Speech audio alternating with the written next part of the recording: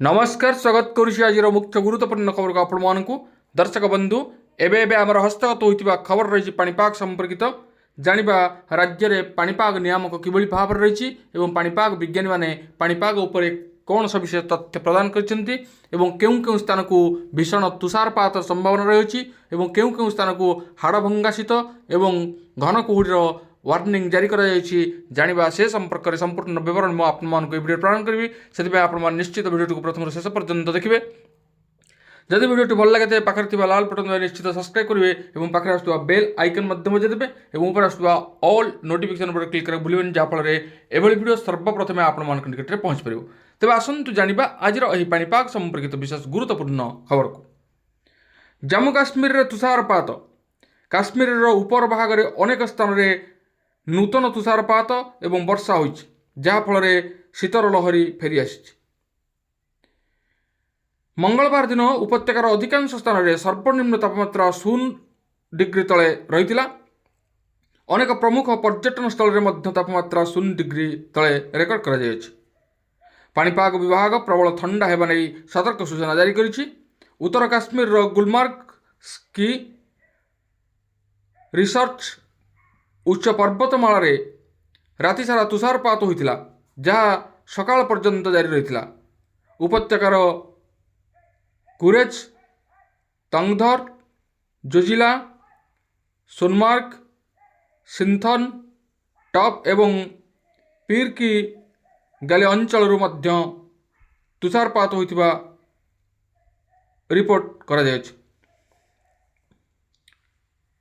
Shopian जिलार Mughal road एवं बांदीपोरार गुरेज नूतन तुषारपात जोगुं अनिर्दिष्ट काल बंद करा जायछि।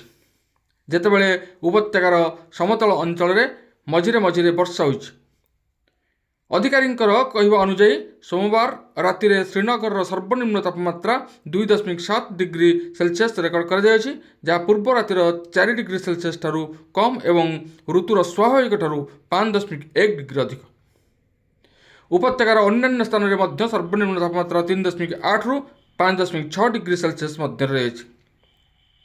दक्षिण काश्मीर गुलमार्ग एवं पहलगाम पर्यटन स्थान गुड़िक तापमात्रा शून्य स्तर तले रही जो पारद यथाक्रमे 2.2 डिग्री सेल्सियस एवं -0.2 डिग्री सेल्सियस को खसी।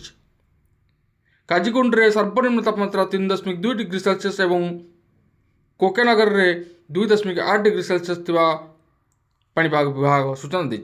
उत्तर काश्मीर कुपवाड़ा रे सर्वनिम्न तापमात्रा 2.4 डिग्री सेल्सियस रेकर्ड कर। पाणीपाग विभाग साधारणतः मेघुआ आकाश सहित विक्षिप्त वर्षा होबार पूर्वानुमान करिछि। पाणीपाग अधिकारी माने कहिसंति जे आगामी किछि दिन पई पाग सुखिला रहिबो जहाँफल काश्मीर उपत्यका एवं उत्तर काली ठारू भारतर आहुरी बढ़िबो तापमात्रा आहुरी ह्रास पाइबो। बड़ दिन ठारू आहुरी बढ़िबो शीत अनुभूत विभिन्न स्थान में घन कुहुड़ी लागि रहिबो।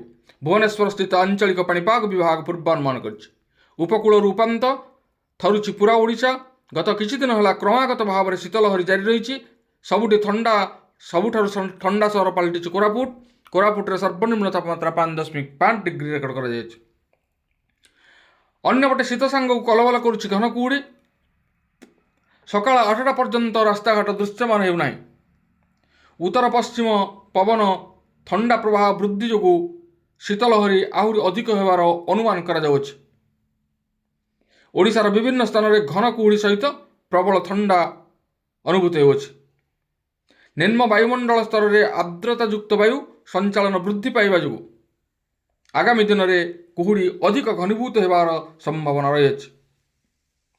कुहुड़ी वर्षा रास्ता ओदा हो जाउछि। जानवाहन चलाचल में समस्या सृष्टि होउछि।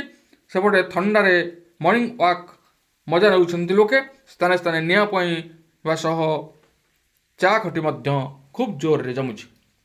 तेबे दर्शक बंधु आमे देखुचे एई किछि दिन हेबो प्रबल शीत जारी रही एवं विभिन्न स्थान में घन कुहुड़ी देखा मिलूँ। तेबे ए थिला आज पाणीपाग संपर्कित एक विशेष गुरुत्वपूर्ण सूचना। आज एति पुणी देखा आगामी वीडियो रे। रहुछि धन्यवाद। नमस्कार।